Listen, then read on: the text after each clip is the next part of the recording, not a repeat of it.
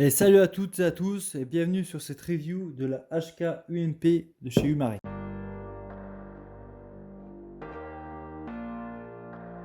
On va commencer tout de suite avec le carton du coup, avec la réplique, tout ce qu'elle possède entre parenthèses, le chargeur, la batterie, le nombre de joules qu'elle fait. Derrière, on a les mises en garde en plusieurs langues et on va s'ouvrir tout de suite la boîte pour voir le contenu. Donc dans cette boîte il y a le chargeur, une batterie et la réplique. Normalement il y a un petit chargeur de batterie et le manuel, mais là je ne l'ai pas malheureusement, donc voilà. Le chargeur c'est les chargeurs basiques qu'il y a dans avec chaque réplique qui est fournie, quoi, les vieux chargeurs. On va commencer tout de suite avec la batterie qui est en NiMH 1100 mAh 8.4 et c'est un tube. Juste après on a le chargeur iCap de 420 billes avec sa roulette de molletage. Et enfin la réplique. Donc on va commencer directement avec les marquages. Donc en premier marquage on a le numéro de série juste en dessous et un calibre 6 mm BP.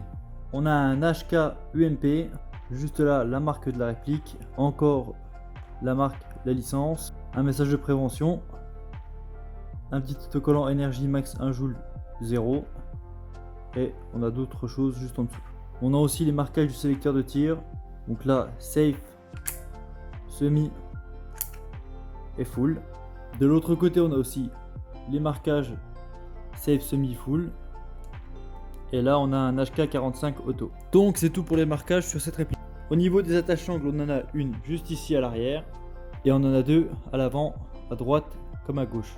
Cette réplique dispose de rails Picatinny au-dessus, sur le côté gauche, sur le côté droit et en dessous. Pour ce qui est de la crosse arrière, ça se passe juste ici, on a juste à appuyer. Voilà. Et hop, on la replie. Voilà comment ça marche. Pour la déplier, c'est simple. En tirant, ça fonctionne pas de ouf. Il faut légèrement la lever, hop, et on peut la remettre en position normale. Pour les sélecteurs, ça se passe ici. Donc là, on a le safe. Un petit clic, on a le semi. Et un autre clic, on a le full.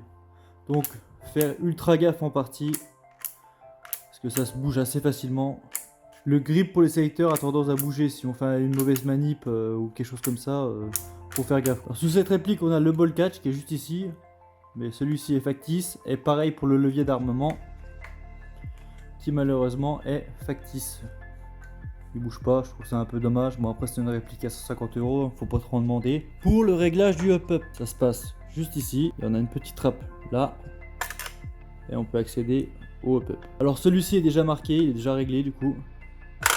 C'est les petits traits qu'on fait nous pour être sûr que le up-up bouge pas. Ou s'il vient à bouger, ben, on sait dans quelle direction le remettre. Alors pour les organes de visée, on a celui qui est à l'avant juste là, qui ne peut pas bouger, qui est fixe du coup. Et on a celui à l'arrière que l'on peut régler en taille. Voilà. Et qu'on peut régler à l'aide de cette petite vis juste là en hauteur. Voilà, on appuie, on peut resserrer la vis ou la desserrer comme on veut. On peut la régler en haut et en bas. Alors on va lui mettre son petit chargeur de 420 billes. Donc le chargeur se met du sens là où il y a les fausses cartouches et toujours du côté gauche de la réplique. Si on essaie de l'autre sens, ça fonctionne pas forcément. Donc côté cartouche, c'est le côté où est-ce qu'on le met, côté gauche. Ça va tout seul. Donc là on a un chargeur iCap de 420 billes. C'est possible d'acheter des mid-cap en 110 coups, je crois, si je me trompe pas. Les notes, ceux que j'ai achetés, je pense que c'est des 110 coups. Je mettrai aussi le lien des chargeurs en mid-cap. Si vous voulez, c'est plus utile que de molleter tout le temps, je trouve ça mieux. Moi.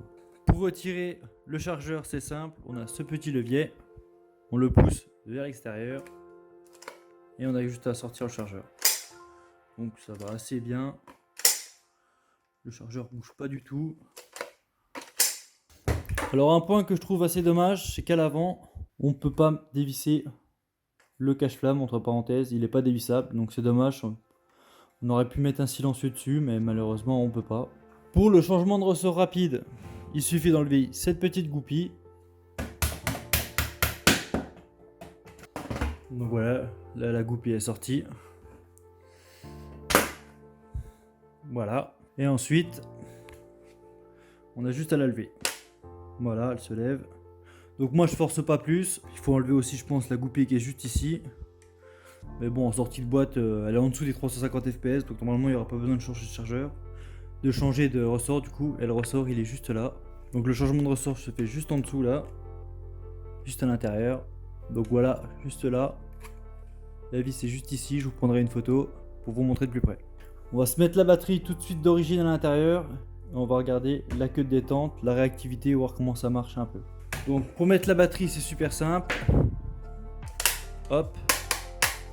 Là normalement ici à l'arrière il est censé avoir un petit cache qui cache toute la partie. Mais sur celle-ci il a été cassé du coup. Donc si vous en avez ou si vous en avez le projet d'en acheter une, faites assez gaffe. Je pense que c'est en refermant la crosse trop rapidement, je pense que ça s'est cassé ou en mettant la batterie, je sais pas du tout. Donc là on sort. Le tube il a un sens, il se met comme ceci. Hop, on le met dedans, on branche. Donc là on est en safe, c'est bloqué. Là on est en semi du coup.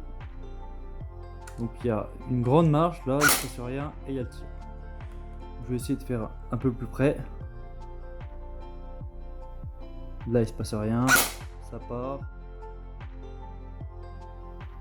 Hop, le clic, ça part, le clic. Il n'y a pas de MOSFET, il n'y a rien. Hein. Si je veux enchaîner rapidement, ça va vite bugger. Je vais essayer d'enchaîner. Ça va, c'est pas horrible non plus. On va faire un petit coup de full.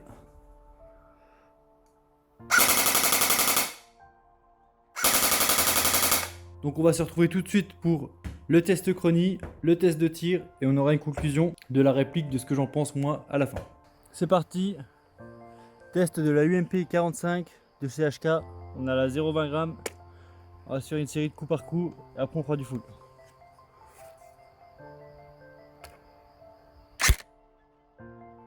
« 337 fps, 1 joule 6. 332, 1 joule 2. 336, 1 joule 6. 1 joule 5. 1 joule 4.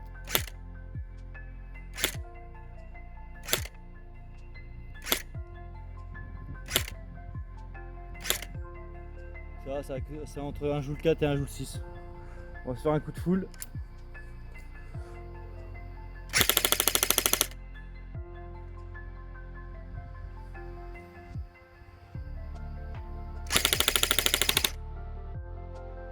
C'est parti, test UMP 45 du CHK. On est en 0,20 g à l'intérieur.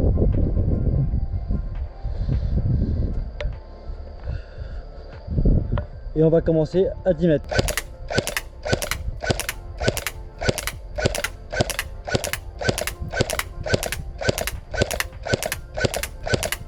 Voilà, c'est assez propre, c'est assez regroupé.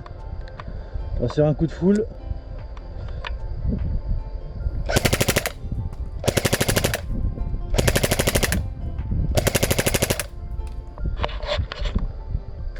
On va tester à 20 mètres. Test à 20 mètres, c'est parti.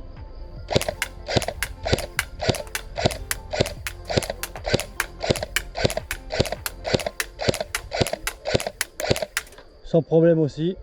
C'est parti, 30 mètres.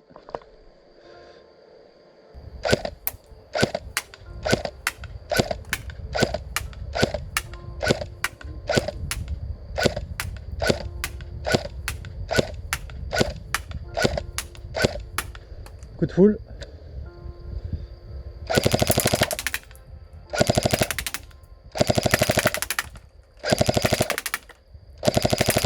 Pour en revenir à cette UMP de chez HK, on va parler tout de suite des finitions de la réplique. Bon, les finitions sont pas ouf vu que c'est une réplique à 150 €, donc voilà. Il y a beaucoup de traces de moulage qui se voient vraiment bien, je vous mettrai comme d'hab des photos. Au niveau de la sortie de boîte, c'est une réplique qui fonctionne super bien. Alors là, pour une fois, il n'y a rien à dire. Si vous débutez l'airsoft, là, vous en avez pour votre argent. Ça marche très bien. Il n'y a pas besoin de grade spécifique. Je sais pas si on peut mettre de MOSFET ou des trucs de ce genre dans cette réplique. Donc, à voir après. Pour ce qui est des chargeurs, c'est un iCap en 420. Alors moi, je vous préconise d'acheter des mid-cap. À l'époque où la personne a acheté la réplique, ça n'existait pas. Enfin, ça existait, mais c'était en rupture de stock. Maintenant que j'en ai trouvé, c'est beaucoup mieux. On est quitte de molter à chaque fois. Ça fait un bruit de fou.